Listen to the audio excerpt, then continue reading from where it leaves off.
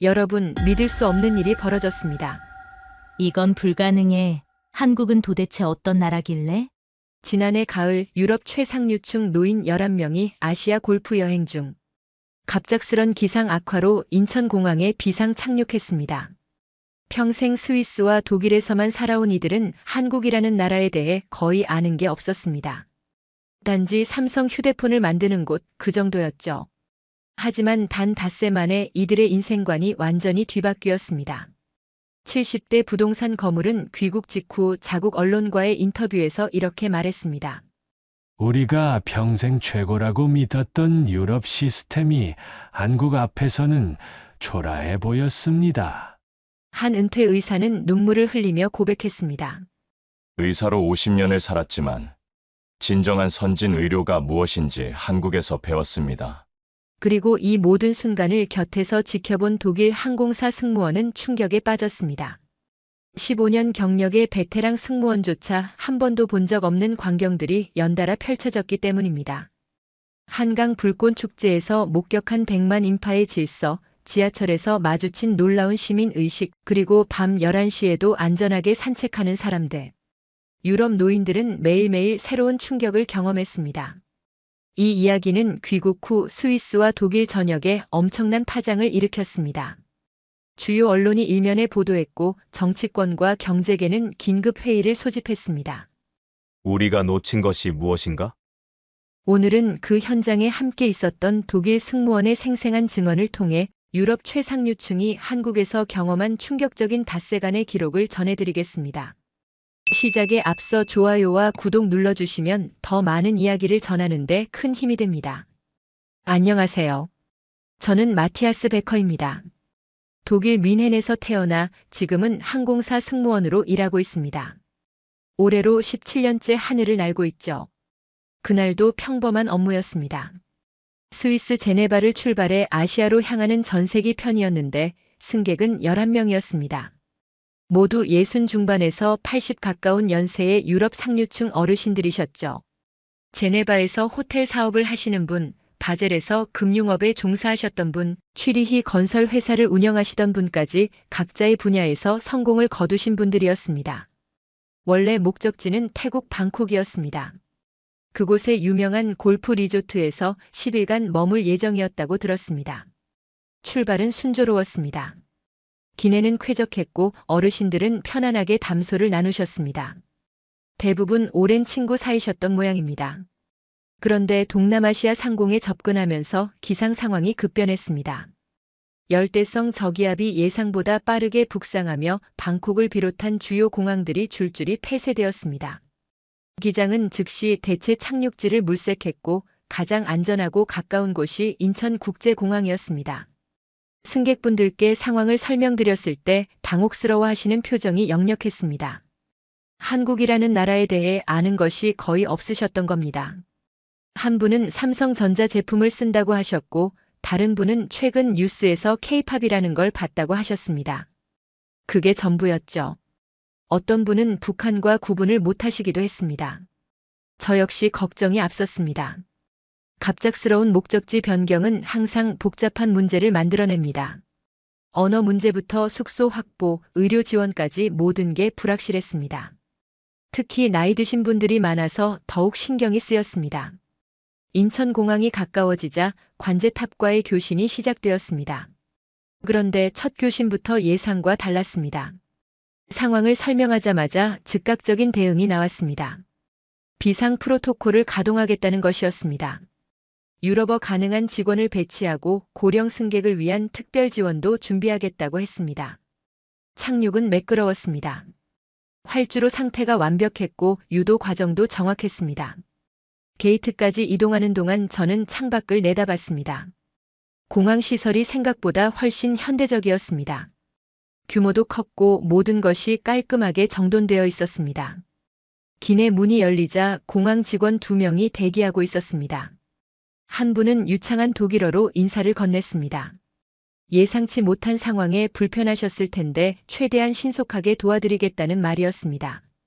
15년 넘게 이 일을 해왔지만 비상 착륙 상황에서 이렇게 즉각적이고 체계적인 대응을 받아본 건 처음이었습니다. 터미널로 이동하는 통로부터 인상적이었습니다. 바닥이 매끄럽고 평평해서 어르신들이 걷기 편했습니다. 이동 거리가 제법 되었는데도 중간중간 휴게 공간이 마련되어 있었습니다. 한 분이 잠시 쉬고 싶다고 하시자 직원이 즉시 의자가 있는 곳으로 안내했습니다. 입국 심사장에 도착했을 때 저는 긴 대기를 각오했습니다. 유럽에서도 예상치 못한 단체 입국은 항상 시간이 오래 걸리니까요. 그런데 여기는 달랐습니다. 별도로 마련된 공간으로 안내되었고 담당 직원이 배치되어 있었습니다. 가장 놀라웠던 건 서류 처리 과정이었습니다. 복잡할 거라 예상했는데 직원이 하나하나 친절하게 설명하며 도와주었습니다. 독일어가 가능한 직원이 실제로 배치되어 있었고 어르신들이 이해하기 쉽게 천천히 설명했습니다. 유럽 주요 공항에서도 이런 수준의 외국어 지원은 흔치 않습니다. 한 어르신은 지팡이를 짚고 계셨는데 직원이 휠체어가 필요한지 물었습니다. 정중하게 거절하시자 그럼 천천히 가시라며 동선을 따로 안내해 주었습니다. 급할 것 없다는 듯이 여유 있게 대응하는 모습이 인상적이었습니다. 입국 심사를 마치고 나오는데 다른 직원이 다가왔습니다. 숙소는 정하셨냐고 물었습니다. 아직이라고 하자 태블릿을 꺼내 몇 곳을 추천해 주었습니다.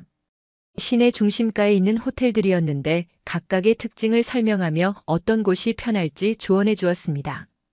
공항에서 이런 서비스까지 받을 줄은 몰랐습니다. 짐을 찾는 동안에도 직원들의 세심함은 계속되었습니다. 무거운 짐을 든 어르신을 보자 즉시 카트를 가져다 드렸습니다. 시키지 않았는데도 자연스럽게 도와드리는 모습이었습니다. 공항을 빠져나가는 길에 화장실에 들렀습니다. 그런데 화장실 시설에 또 한 번 놀랐습니다. 유럽 최고급 호텔 화장실만큼 깨끗했습니다. 비데가 설치되어 있었고 손 씻는 곳도 넓고 쾌적했습니다. 휠체어 이용자를 위한 공간도 따로 마련되어 있었습니다. 한 어르신이 저에게 말씀하셨습니다. 공항 시설이 취리히나 제네바보다 나은 것 같다고요. 저도 동의했습니다. 규모뿐 아니라 세심한 배려까지 갖춘 공항이었습니다. 택시를 타고 호텔로 향하는 길 창밖 풍경이 눈에 들어왔습니다. 도로가 넓고 깨끗했습니다. 차선이 명확하게 표시되어 있었고 표지판도 알아보기 쉬웠습니다. 고층 건물들이 질서정연하게 늘어서 있었고 그 사이사이로 녹지 공간이 보였습니다. 택시 기사는 영어로 간단히 대화를 시도했습니다. 어디서 왔냐고 물어서 독일과 스위스에서 왔다고 했더니 환영한다며 웃었습니다. 한국이 처음이냐고 물었고 그렇다고 하자 좋은 시간 보내시라고 했습니다. 그날 밤 호텔에 도착했을 때 저는 안도했습니다. 걱정했던 혼란은 없었습니다. 오히려 모든 것이 예상보다 훨씬 순조로웠습니다. 어르신들의 표정도 처음보다 한결 편안해 보였습니다. 그때만 해도 저는 몰랐습니다. 이것이 시작에 불과하다는 것을요. 앞으로 닷새 동안 경험하게 될 일들이 제 인생관을 완전히 바꿔놓으리라는 것을 말입니다. 다음 날 아침 호텔 조식장에서 어르신들을 다시 뵈었습니다. 모두들 잘 주무셨는지 표정이 밝았습니다. 그날은 시내를 둘러보기로 했습니다. 호텔 직원이 추천해준 코스였는데 강남 거리를 걸어서 구경하는 일정이었습니다. 호텔을 나서자마자 첫 번째 인상이 강렬했습니다. 아침 9시쯤이었는데 거리가 정돈되어 있었습니다. 보도가 넓고 평평했습니다. 유럽 도시들처럼 오래된 돌길이 아니라 매끄러운 표면이었습니다. 지팡이를 짚고 계시던 어르신께서 걷기 편하다고 하셨습니다. 요철이 없어서 발목에 무리가 가지 않는다는 말씀이었죠. 걷다 보니 곳곳에 벤치가 보였습니다. 적당한 간격으로 설치되어 있었는데 등받이와 팔걸이가 있는 형태였습니다. 한 어르신이 잠시 쉬고 싶다고 하셔서 벤치에 앉았습니다. 앉아보니 높이가 적당했습니다. 너무 낮지도 높지도 않아서 일어서기 편했습니다. 나이 든 사람을 배려한 설계라는 생각이 들었습니다. 벤치에 앉아 주변을 둘러보는데 거리 풍경이 눈에 들어왔습니다. 건물과 건물 사이사이로 가로수가 심어져 있었습니다. 도심 한복판인데도 녹음이 풍성했습니다. 나무 그늘 아래로 사람들이 지나다녔습니다. 출근하는 직장인들, 운동복 차림의 사람들, 유모차를 끌고 산책하는 젊은 부모들까지 다양했습니다. 인상적이었던 건 횡단보도였습니다. 신호가 바뀌면 음향이 나왔습니다. 시각장애인을 위한 배려였죠. 그런데 여기서 놀란 건 따로 있었습니다. 녹색불로 바뀌었을 때 남은 시간이 숫자로 표시되었습니다. 걸음이 느린 노인도 여유 있게 건널 수 있도록 한 장치였습니다. 실제로 한 어르신이 천천히 건너셨는데 충분한 시간이 주어졌습니다. 더 걷다 보니 24시간 편의점이 보였습니다. 유럽에도 편의점이 있지만 규모나 상품 종류가 달랐습니다. 안에 들어가 보니 먹을 것부터 생활용품까지 없는 게 없었습니다. 한 어르신이 목이 마르다고 하셔서 음료를 사려고 했습니다. 냉장고를 열어보니 종류가 수십 가지였습니다. 점원이 다가와 도와주었습니다. 영어가 서툴렀지만 최선을 다해 설명하려 했습니다. 어떤 음료가 달지 않은지, 탄산이 없는 건 어떤 건지 하나하나 알려주었습니다. 결국 보리차라는 걸 추천받았는데 마셔보니 담백하고 좋았습니다. 계산할 때도 친절했습니다. 외국인이라는 걸 알면서도 전혀 귀찮아하는 기색이 없었습니다. 편의점을 나와 계속 걸었습니다. 그런데 밤에도 이 거리가 안전할 것 같다는 생각이 들었습니다. 가로등이 충분히 밝았고 사람들이 자연스럽게 오가는 분위기였습니다. 실제로 저녁이 되어 다시 나와 봤을 때 제 예상이 맞았습니다. 밤 10시가 넘었는데도 거리에 사람이 많았습니다. 퇴근하는 직장인들, 약속을 마치고 귀가하는 사람들, 운동을 마치고 돌아가는 사람들까지 자연스럽게 거리를 걸었습니다. 특히 눈에 띈 건 혼자 걷는 여성들이었습니다. 20대로 보이는 젊은 여성이 이어폰을 끼고 편하게 걸어갔습니다. 주변을 경계하는 기색이 전혀 없었습니다. 유럽 대도시에서는 상상하기 어려운 풍경이었습니다. 파리든 베를린이든 밤 10시에 여성이 혼자 걷는 건 위험합니다. 항상 주변을 살피고 가방을 꼭 쥐고 다녀야 합니다. 그런데 여기는 달랐습니다. 사람들 표정이 편안했습니다. 두려움이 없어 보였습니다. 한 어르신이 감탄하셨습니다. 제네바에서도 이런 안전함은 느껴본 적이 없다고요. 밤에 거리를 걷는다는 것 자체가 사치라고 생각했는데 여기서는 당연한 일상이라는 말씀이었습니다. 저도 동감했습니다. 17년간 전 세계를 다녀봤지만 이렇게 안전한 분위기는 처음이었습니다. 지하철역 입구를 지나쳤습니다. 계단과 에스컬레이터, 엘리베이터가 모두 갖춰져 있었습니다. 계단을 이용하기 힘든 사람은 다른 방법을 선택할 수 있었습니다. 실제로 휠체어를 탄 사람이 엘리베이터를 이용하는 모습을 봤습니다. 아무도 이상하게 보지 않았습니다. 당연한 풍경이었습니다. 저녁을 먹으러 들어간 식당에서도 배려를 느꼈습니다. 나이 드신 분들이라는 걸 알고 주인이 조용한 자리로 안내했습니다. 메뉴판을 주면서 맵지 않은 음식을 추천해 주었습니다. 영어 메뉴판도 있었지만 직접 설명까지 덧붙여 주었습니다. 음식이 나왔을 때는 어르신들이 드시기 편하도록 작은 접시에 덜어 주었습니다. 식사를 마치고 나오는데 한 어르신이 말씀하셨습니다. 여기 사람들은 노인을 대하는 태도가 다르다고요. 짐스럽게 여기지 않고 자연스럽게 배려한다는 겁니다. 유럽에서는 노인이라고 해서 특별 대우를 받는 경우가 드물다고 하셨습니다. 오히려 불편해하는 사람도 있다고요. 그런데 여기서는 배려가 당연한 문화처럼 느껴진다는 말씀이었습니다. 호텔로 돌아가는 길, 저는 그날 하루를 되짚어 봤습니다. 특별한 일이 있었던 건 아닙니다. 그냥 거리를 걷고 편의점에 들르고 식사를 했을 뿐입니다. 하지만 그 평범한 일상 속에서 느껴지는 것들이 달랐습니다. 안전함, 배려, 질서. 그것들이 자연스럽게 스며든 사회였습니다. 다음 날 호텔 직원이 특별한 제안을 했습니다. 그날 저녁 한강에서 세계 불꽃 축제가 열린다는 것이었습니다. 볼만한 행사라고 추천했습니다. 어르신들께 여쭤보니 흥미로워하셨습니다. 유럽에서도 불꽃놀이는 자주 봤지만 한국의 축제는 어떨지 궁금하다고 하셨습니다. 저녁 6시쯤 택시를 타고 한강으로 향했습니다. 강변에 가까워질수록 차량이 많아졌습니다. 하지만 교통체증은 심하지 않았습니다. 차들이 질서 있게 움직였고 교통 정리도 체계적이었습니다. 여의도 한강공원에 도착했을 때는 이미 많은 사람들이 자리를 잡고 있었습니다. 택시에서 내려 강변으로 걸어가는데 인파가 상상 이상이었습니다. 호텔 직원 말로는 100만 명 정도가 모인다고 했는데 과장이 아니었습니다. 끝없이 사람들이 보였습니다. 돗자리를 펴고 앉은 가족들, 돋보기를 들고 선 사람들, 강변 난간에 기대선 연인들까지 빼곡했습니다. 저는 긴장했습니다. 유럽에서 이 정도 인파가 모이면 혼란이 불가피합니다. 사람들이 서로 밀치고 소리 지르고 자리 다툼을 합니다. 안전사고 위험도 큽니다. 그래서 항상 경찰이 대거 배치되고 진입로마다 검색대가 설치됩니다. 긴장감이 감도는 분위기죠. 그런데 여기는 달랐습니다. 경찰도 보였지만 위압적이지 않았습니다. 사람들도 편안해 보였습니다. 아이들이 뛰어놀았고 노인들이 여유롭게 앉아 계셨습니다. 불안해하는 사람이 보이지 않았습니다. 자리를 찾아 천천히 걸었습니다. 이미 앉은 사람들 사이를 지나가는데 아무도 불편해하지 않았습니다. 오히려 길을 비켜주었습니다. 한 가족은 돗자리 끝을 접어서 지나갈 공간을 만들어주기까지 했습니다.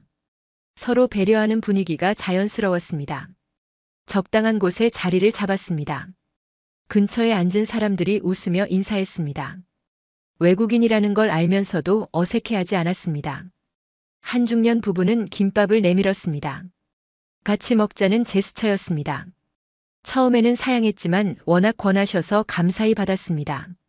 낯선 사람에게 음식을 나눠주는 문화가 신기했습니다. 해가 지면서 사람들이 더 몰려들었습니다.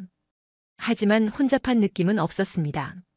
모두 자기 자리를 지켰고 다른 사람 공간을 침범하지 않았습니다. 통로도 확보되어 있어서 이동이 자유로웠습니다. 화장실을 가려는 사람도 음식을 사러 가는 사람도 불편 없이 다녔습니다. 곧 불꽃놀이가 시작되었습니다. 첫 불꽃이 터지자 환호성이 올랐습니다. 하늘을 수놓는 불꽃은 화려했습니다. 음악에 맞춰 터지는 타이밍도 완벽했습니다. 하지만 제가 더 놀란 건 사람들이었습니다. 100만 명이 같은 방향을 보고 있었습니다. 그런데 아무도 앞으로 나서지 않았습니다. 자기 자리에서 조용히 감상했습니다. 아이들도 마찬가지였습니다. 신나서 뛰어다니지만 다른 사람 자리는 침범하지 않았습니다. 부모들이 특별히 통제하는 것 같지도 않았습니다. 아이들 스스로 알고 있는 것 같았습니다. 불꽃놀이는 30분 정도 이어졌습니다. 마지막 불꽃이 터지고 사람들이 박수를 쳤습니다. 저도 따라 박수를 쳤습니다. 정말 아름다운 광경이었으니까요. 하지만 진짜 놀라운 건 그 다음이었습니다. 사람들이 일어나기 시작했습니다. 100만 명이 동시에 움직이면 대혼란이 일어날 거라 생각했습니다. 유럽이라면 틀림없이 그랬을 겁니다. 사람들이 출구로 몰려들고 서로 밀치고 아우성이 일어났을 겁니다. 그런데 여기는 달랐습니다. 사람들이 천천히 움직였습니다. 서두르지 않았습니다. 앞사람이 느리게 가면 기다렸습니다. 새치기 하는 사람도 없었습니다. 질서정연하게 흘러갔습니다. 더 놀라운 광경은 따로 있었습니다. 사람들이 쓰레기를 줍기 시작한 겁니다. 각자 비닐봉지를 꺼내 자기가 먹었던 음식 쓰레기를 담았습니다. 치킨 박스, 음료수 캔, 과자 봉지까지 하나하나 챙겼습니다. 저는 그 장면을 보며 말문이 막혔습니다. 17년간 승무원으로 일하며 수십 개국을 다녀봤지만 이런 광경은 처음이었습니다. 축제가 끝나면 쓰레기 산이 남는 게 당연하다고 생각했습니다. 청소 인력이 며칠씩 치우는 게 정상이라고 여겼습니다. 그런데 여기서는 시민들이 스스로 청소했습니다. 누가 시키지도 않았습니다. 벌금이 있는 것도 아니었습니다. 그냥 당연하다는 듯이 자연스럽게 했습니다. 자원봉사자들도 있었지만 그들은 지시하지 않았습니다. 큰 봉투를 들고 다니며 사람들이 모은 쓰레기를 받아주기만 했습니다. 30분쯤 지났을까요? 앉아있던 자리 주변이 깨끗해졌습니다. 수십만 명이 앉아있던 곳인데 이제는 쓰레기 하나 보이지 않았습니다. 한 어르신이 눈시울을 붉히셨습니다. 70평생 이런 시민의식은 본 적이 없다고 하셨습니다. 유럽 어디에서도 상상할 수 없는 일이라고요. 다른 분들도 고개를 끄덕이셨습니다. 모두 같은 생각이었습니다. 호텔로 돌아가는 차 안에서 어르신들은 말이 없었습니다. 각자 생각에 잠긴 듯 했습니다. 오늘 본 것이 단순한 질서가 아니라는 걸 모두 느끼셨을 겁니다. 그건 신뢰였습니다. 서로를 믿는 마음이었습니다. 내 이웃이 나를 해치지 않을 거라는 우리가 함께 살아가고 있다는 믿음이었습니다. 다음 날 아침 일찍 명동으로 가기로 했습니다. 한 어르신이 전통시장을 구경하고 싶다고 하셨습니다. 호텔에서 지하철을 이용하면 편하다고 해서 처음으로 서울 지하철을 타보기로 했습니다. 아침 8시쯤 역에 도착했습니다. 출근 시간이라 사람이 많을 거라 예상했습니다. 실제로 역 안은 붐볐습니다. 정장 차림의 직장인들, 학생들, 여행객들까지 다양한 사람들이 오갔습니다. 계단을 내려가려는데 에스컬레이터와 엘리베이터가 보였습니다. 나이 드신 분들이라 엘리베이터를 이용하기로 했습니다. 엘리베이터 앞에 이미 몇 명이 기다리고 있었습니다. 문이 열리자 안에 있던 사람들이 먼저 내렸습니다. 그리고 나서 차례대로 탑승했습니다. 아무도 먼저 타려고 밀치지 않았습니다. 열차 안은 붐볐지만 혼잡한 느낌은 덜했습니다. 사람들이 공간을 효율적으로 사용했습니다. 가방을 앞으로 메고 안쪽으로 들어가고 문 앞을 막지 않았습니다. 자연스러운 협조였습니다.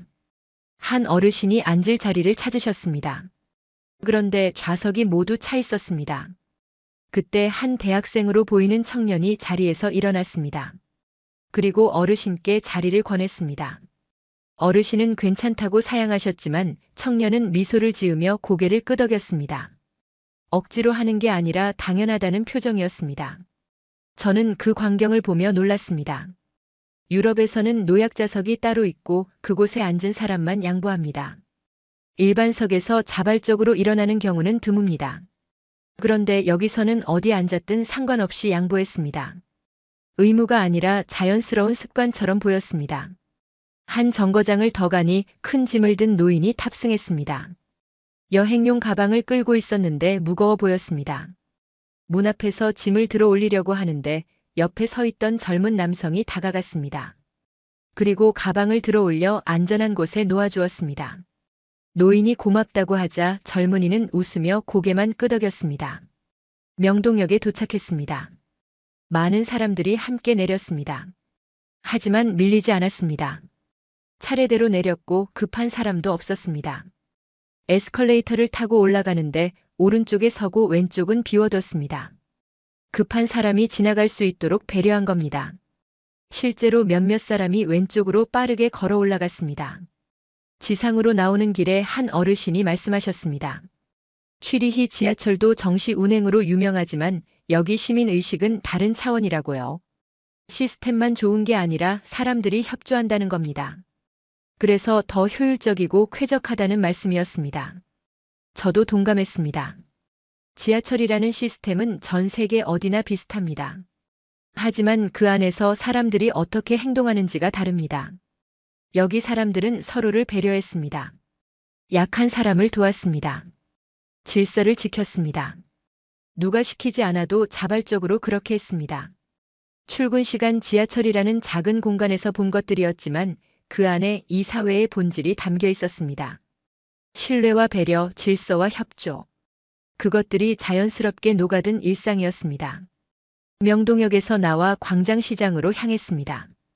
한 어르신이 한국 전통시장을 꼭 보고 싶다고 하셨던 겁니다. 택시를 타고 10여 분을 가니 시장 입구가 보였습니다. 시장 안으로 들어서자 활기찬 분위기가 느껴졌습니다. 좁은 통로 양옆으로 상점들이 빼곡했습니다. 떡볶이, 순대, 김밥, 전 등 각종 음식을 파는 가게들이 많았습니다. 냄새도 다양했습니다. 달콤한 냄새, 고소한 냄새, 매콤한 냄새까지 뒤섞여 있었습니다. 한 분이 배빈 대떡이라는 음식에 관심을 보이셨습니다. 상인이 즉시 작은 접시에 한 조각을 잘라 내밀었습니다. 시식용이었습니다. 맛을 보고 마음에 들면 사라는 뜻이었죠. 어르신이 한 입 드셨는데 표정이 밝아졌습니다. 맛있다고 하시자 상인이 활짝 웃었습니다. 그런데 놀라운 건 그 다음이었습니다. 상인이 더 큰 접시에 여러 조각을 담아주었습니다. 그냥 드시라는 겁니다. 공짜로요. 처음에는 당황스러웠습니다. 유럽 시장에서는 시식용 외에 공짜로 주는 경우가 거의 없습니다. 하지만 상인은 진심으로 대접하고 싶어하는 표정이었습니다. 저희는 감사히 받아 먹었습니다. 정말 맛있었습니다. 그래서 한 접시를 샀습니다. 상인은 더 기뻐하며 포장을 정성스럽게 해주었습니다. 먹기 편하도록 젓가락과 냅킨도 넉넉히 넣어줬습니다. 다음 가게에서도 비슷한 일이 있었습니다. 떡을 파는 곳이었는데 상인 할머니가 여러 종류를 작은 조각으로 잘라주셨습니다. 하나하나 맛을 보라는 겁니다. 각 떡의 재료와 특징까지 설명해 주셨습니다. 쌀떡은 쫄깃하고 콩떡은 고소하고 약식은 달콤하다는 식이었죠. 영어는 서툴렀지만 손짓 발짓을 섞어가며 열심히 설명하셨습니다. 한 어르신이 마음에 드는 떡을 골라 사려고 했습니다. 가격을 물으니 생각보다 저렴했습니다. 돈을 내려는데 할머니가 덤으로 떡 몇 개를 더 넣어주셨습니다. 서비스라는 겁니다. 외국에서 왔다고 하니 더 후하게 주시는 것 같았습니다. 시장 안쪽으로 더 들어가니 옷을 파는 구역이 나왔습니다. 한복을 파는 가게가 보였습니다. 화려한 색상의 한복들이 걸려 있었습니다. 한 어르신이 관심을 보이시자 주인이 나와 설명을 시작했습니다. 한복의 역사부터 입는 방법까지 자세히 알려줬습니다. 심지어 입어보라고 권하기까지 했습니다. 사지 않아도 괜찮다고 했습니다. 그냥 경험해 보시라는 겁니다. 어르신 한 분이 실제로 입어보셨습니다. 주인이 정성스럽게 입혀드렸고 거울 앞에서 사진도 찍어주었습니다. 결국 그 어르신은 한복 한 벌을 구매하셨습니다. 주인은 정말 기뻐하며 포장을 정성껏 해주었습니다. 시장을 나와 점심을 먹으러 인근 식당에 들렀습니다. 비빔밥을 파는 곳이었는데 주인이 나이 드신 분들이라는 걸 알고 따로 신경 써주었습니다. 고추장을 적게 넣어 맵지 않게 해주겠다고 했습니다. 야채도 부드러운 것으로 골라 넣어주셨습니다. 밥을 먹는 동안 주인이 여러 번 나와서 괜찮은지 물었습니다. 물도 수시로 채워주었고 반찬이 떨어지면 바로 리필해 주었습니다. 식사를 마치고 나올 때는 후식으로 식혜를 한 잔씩 주셨습니다. 소화에 도움이 된다면서요. 오후에는 백화점을 가보기로 했습니다. 전통시장과는 또 다른 모습이 궁금했습니다. 명동의 한 백화점에 들어갔습니다. 입구부터 세련되었습니다. 깨끗하고 밝았으며 안내 표지판도 알아보기 쉬웠습니다. 로비에서 안내 데스크를 찾았습니다. 직원에게 명품관이 어디냐고 물었습니다. 친절하게 층수를 알려주며 엘리베이터 위치까지 안내해 주었습니다. 필요하면 직접 모셔다 드리겠다고도 했습니다. 명품관에 올라가니 분위기가 완전히 달랐습니다. 고급스러운 인테리어에 조명도 은은했습니다. 유럽 명품 브랜드들이 즐비했습니다. 스위스 시계 브랜드도 보였습니다. 한 어르신이 자기 나라 제품이라며 반가워하셨습니다. 매장에 들어가니 직원이 정중하게 맞이했습니다. 무엇을 찾느냐고 물었고 그냥 구경하러 왔다고 하자 천천히 보시라고 했습니다. 압박하는 느낌이 전혀 없었습니다. 오히려 편안하게 둘러볼 수 있도록 적당한 거리를 유지했습니다. 한 어르신이 시계 하나에 관심을 보이셨습니다. 직원이 즉시 다가와 제품을 꺼내 보여주었습니다. 시계의 역사, 기술적 특징, 관리 방법까지 상세히 설명했습니다. 전문 지식이 깊었습니다. 유럽 본사 직원만큼이나 제품을 잘 알고 있었습니다. 어르신이 구매를 결정하시자 직원은 포장을 정성스럽게 해주었습니다. 박스 하나하나 신경 써서 담았고 리본까지 예쁘게 묶어주었습니다. 보증서와 사용 설명서도 꼼꼼히 챙겨주었습니다. 스위스로 돌아가신 후에도 문제가 있으면 연락하라며 명함까지 주었습니다. 계산을 마치고 나오는데 다른 직원이 다가왔습니다. 짐이 무거우시면 호텔까지 배송해 드리겠다고 했습니다. 무료 서비스라고 했습니다. 어르신들이 감사해 하시자 직원은 당연한 일이라며 웃었습니다. 백화점 식품관에도 들렀습니다. 각종 한국 식품들이 진열되어 있었는데 포장이 깔끔했습니다. 시식 코너도 있었습니다. 김치, 젓갈, 떡 등을 맛볼 수 있었습니다. 한 어르신이 김치를 맛보시고는 사고 싶다고 하셨습니다. 직원이 여행객용 진공 포장을 추천했습니다. 비행기에 실어도 문제 없도록 포장해 준다는 겁니다. 실제로 구매하자 진공 포장에 냉매까지 넣어주었습니다. 스위스까지 가는 동안 신선도를 유지할 수 있도록 배려한 겁니다. 백화점을 나서며 한 어르신이 말씀하셨습니다. 제네바에도 고급 백화점이 많지만 서비스 정신은 여기가 다르다고요. 단순히 물건을 파는 게 아니라 고객을 진심으로 대한다는 겁니다. 작은 것 하나까지 신경 쓰는 모습이 인상적이라고 하셨습니다. 저도 같은 생각이었습니다. 시장이든 백화점이든 상인들의 태도가 달랐습니다. 이윤만 추구하는 게 아니라 손님을 손님으로 대했습니다. 외국인이라고 해서 소홀히 하지도 않았습니다. 오히려 더 잘해주려고 노력했습니다. 그날 저녁 호텔로 돌아가는 길 어르신들은 사온 물건들을 자랑하셨습니다. 떡, 한복, 시계, 김치까지 다양했습니다. 하지만 진짜 값진 건 물건이 아니었습니다. 그 과정에서 느낀 사람들의 진심이었습니다. 다음 날은 골프를 치기로 했습니다. 원래 태국에서 칠 예정이었는데 여기서 대신 치자는 의견이 나왔습니다. 호텔 컨시어지가 서울 근교의 한 골프장을 예약해 주었습니다. 차로 40여 분 거리라고 했습니다. 아침 일찍 출발했습니다. 골프장으로 가는 길은 쾌적했습니다. 고속도로가 잘 정비되어 있었고 교통 흐름도 원활했습니다. 창밖으로 보이는 산과 들판이 아름다웠습니다. 골프장에 도착하자 직원이 반갑게 맞이했습니다. 외국 손님이라는 걸 미리 알고 준비했다고 했습니다. 영어 가능한 캐디를 배정했고 카트도 편한 것으로 준비했다는 겁니다. 클럽하우스로 들어가니 시설이 훌륭했습니다. 로커룸이 넓고 깨끗했습니다. 샤워 시설도 호텔급이었습니다. 개인 사물함이 제공되었고 수건과 세면도구까지 준비되어 있었습니다. 라커룸에서 옷을 갈아입는데 직원이 신발을 닦아주겠다고 했습니다. 라운딩하는 동안 깨끗이 해놓겠다는 겁니다. 유럽 골프장에서도 보기 드문 서비스였습니다. 코스로 나가니 캐디가 대기하고 있었습니다. 30대 정도 되어 보이는 남성이었는데 인사가 정중했습니다. 오늘 코스 상태와 날씨를 설명해 주었습니다. 바람 방향과 그린 속도까지 자세히 알려줬습니다. 첫 홀을 시작했습니다. 티샷을 하기 전에 캐디가 조언을 해주었습니다. 페어웨이 상황, 벙커 위치, 최적의 공략 방향까지 설명했습니다. 전문성이 느껴졌습니다. 한 어르신은 80 가까운 연세라 거리가 많이 나오지 않았습니다. 캐디는 그분에게 맞는 전략을 제시했습니다. 무리하지 말고 안전하게 가는 방법을 알려줬습니다. 재촉하거나 실망하는 기색이 전혀 없었습니다. 라운딩 중간에 간식 카트가 왔습니다. 음료수와 과일, 간단한 빵까지 준비되어 있었습니다. 무료로 제공된다고 했습니다. 더운 날씨에 수분 섭취가 중요하다며 물을 권했습니다. 코스 곳곳에 휴게 벤치가 있었습니다. 나이 드신 분들이 쉬기 좋았습니다. 그늘도 충분했고 경치도 좋았습니다. 한 홀을 마치고 쉬면서 주변을 둘러볼 수 있었습니다. 가장 인상적이었던 건 그린에서였습니다. 캐디가 퍼팅 라인을 읽어주는데 설명이 매우 구체적이었습니다. 경사, 잔디결, 속도까지 고려해서 조언했습니다. 실제로 그대로 쳤더니 공이 홀에 들어갔습니다. 점심은 클럽하우스에서 먹었습니다. 식당 음식이 수준급이었습니다. 한식과 양식 중 선택할 수 있었는데 대부분 한식을 골랐습니다. 갈비찜, 불고기, 된장찌개 등이 나왔습니다. 맛도 훌륭했고 양도 푸짐했습니다.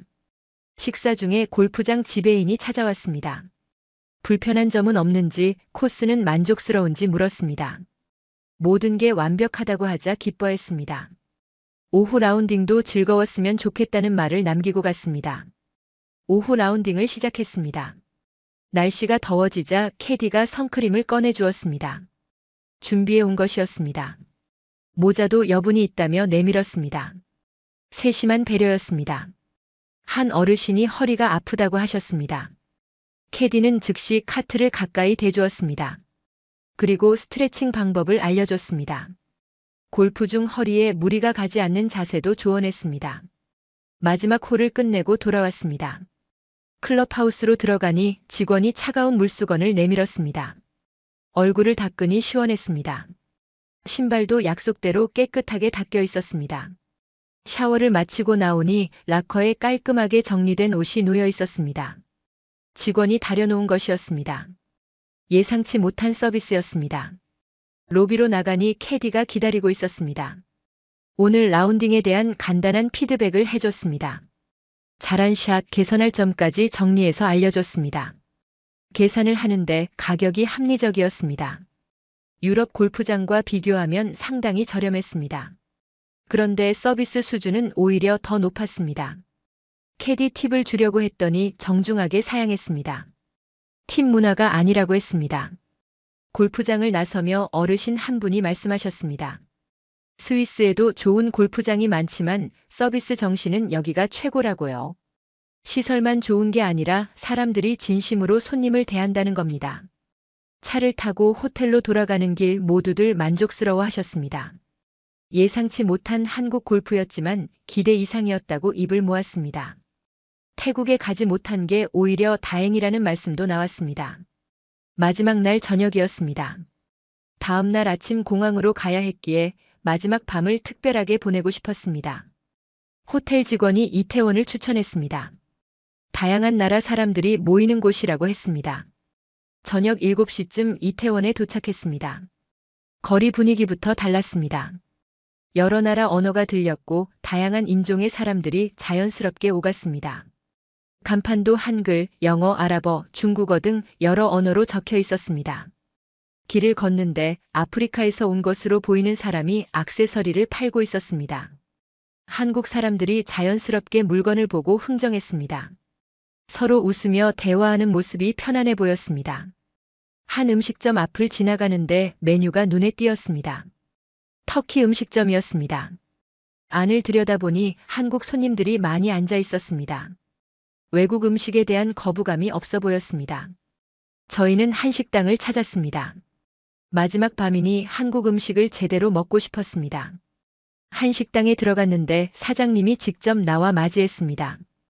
외국인 손님이 드물지 않은지 전혀 어색해하지 않았습니다. 자리에 앉자 사장님이 메뉴를 설명해 주었습니다. 어떤 음식이 외국인 입맛에 맞는지, 어떤 게 특별한지 하나하나 알려줬습니다. 추천 메뉴를 물으니 불고기 정식을 권했습니다.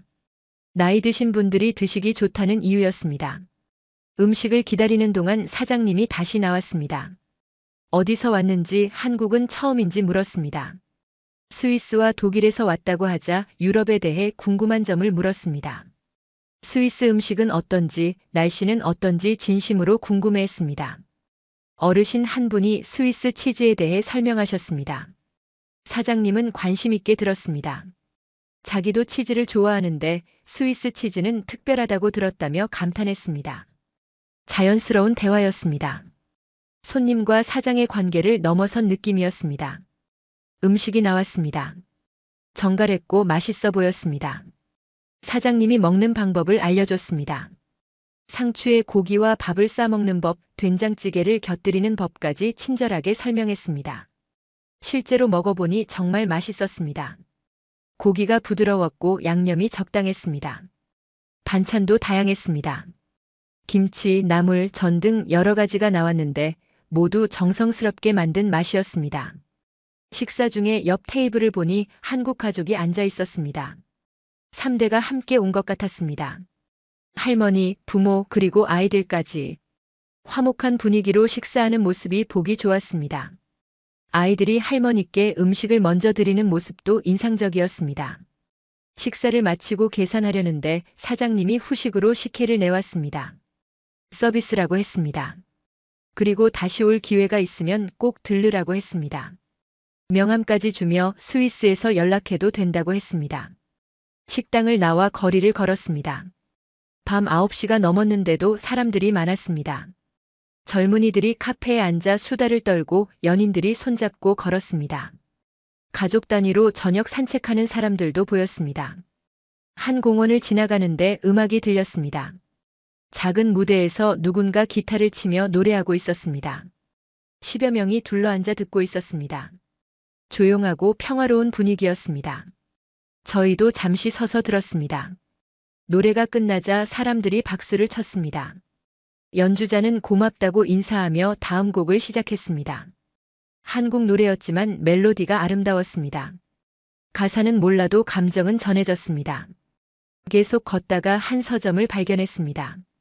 24시간 운영한다는 표지가 붙어 있었습니다. 호기심에 들어가 봤습니다. 밤 10시가 넘었는데도 사람들이 책을 보고 있었습니다.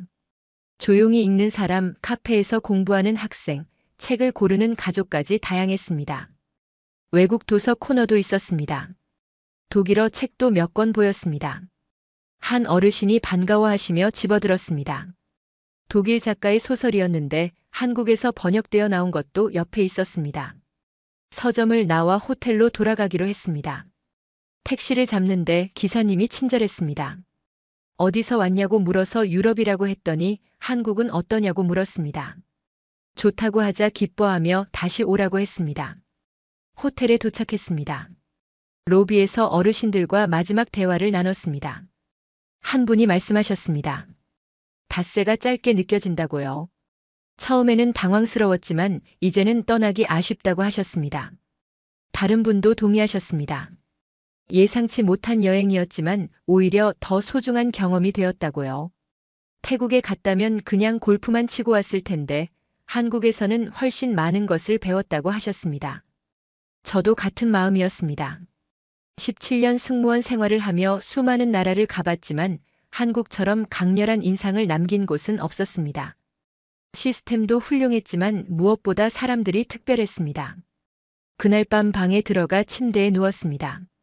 닷새 동안의 일들이 주마등처럼 스쳐갔습니다. 공항에서의 따뜻한 환대, 거리에서의 안전함, 축제에서의 질서, 지하철에서의 배려, 시장에서의 후한 인심, 골프장에서의 전문성, 그리고 마지막 밤의 문화적 다양성까지 모든 것이 자연스러웠습니다. 억지로 만든 게 아니라 일상에 녹아든 문화였습니다. 그게 가장 인상적이었습니다. 다음 날 아침 공항으로 향했습니다. 체크인을 마치고 출국장으로 들어갔습니다. 마지막까지 공항 직원들은 친절했습니다. 좋은 여행 되시라는 인사와 함께 배웅해 주었습니다. 비행기에 탑승했습니다. 좌석에 앉아 창밖을 보니 서울의 모습이 보였습니다. 고층 빌딩들과 한강이 한눈에 들어왔습니다. 이륙하면서 점점 작아지는 도시를 바라봤습니다. 닷새는 짧았지만 너무나 많은 것을 경험한 시간이었습니다. 비행 중에 어르신들과 이야기를 나눴습니다. 모두 한국에 대한 인식이 완전히 바뀌었다고 하셨습니다. 처음 비상 착륙했을 때의 당황스러움은 온데간데 없었습니다. 오히려 다시 오고 싶다는 말씀들이었습니다. 한 어르신은 손주들을 데려오고 싶다고 하셨습니다. 안전한 사회가 어떤 건지 직접 보여주고 싶다는 겁니다. 다른 분은 사업상 한국 기업들과 협력을 고려해 보겠다고 하셨습니다. 서비스 정신을 배우고 싶다는 이유였습니다. 10여 시간의 비행 끝에 제네바 공항에 도착했습니다. 가족들이 마중 나와 있었습니다. 어르신들은 한국 이야기를 시작했습니다. 공항에서 받은 환대부터 한강 축제, 지하철에서의 질서, 골프장에서의 서비스까지 하나하나 설명하셨습니다. 처음에는 과장이라고 생각했던 가족들도 점점 진지해졌습니다. 여러 사람이 같은 이야기를 하니 믿을 수밖에 없었던 겁니다. 정말 그런 나라가 있느냐며 놀라워했습니다. 집으로 돌아간 후에도 이야기는 계속되었습니다. 친구들을 만날 때마다 한국 경험담을 들려주셨다고 합니다. SNS에 사진을 올리고 글을 쓰는 분도 계셨습니다. 반응은 뜨거웠습니다. 댓글로 질문이 쏟아졌고 공유도 많이 되었습니다. 일주일쯤 지났을 때 지역 신문에서 연락이 왔습니다. 인터뷰 요청이었습니다. 어르신 몇 분이 응하셨고 기사가 실렸습니다. 우연한 비상 착륙이 가져온 깨달음이라는 제목이었습니다. 기사 내용은 구체적이었습니다. 인천공항의 체계적인 대응, 강남 거리의 안전함, 한강 축제에서의 자발적 청소, 지하철에서의 배려, 문화까지 상세히 다뤄졌습니다. 특히 100만 명이 모인 축제에서 질서가 유지되었다는 부분이 화제가 되었습니다. 독자 반응이 폭발적이었습니다.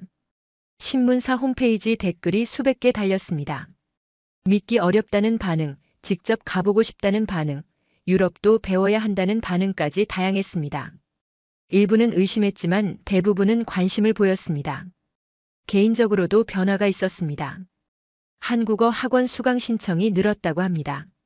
한국 문화에 관심을 갖는 사람들이 많아졌습니다. 서점에는 한국 관련 책 코너가 따로 생겼습니다.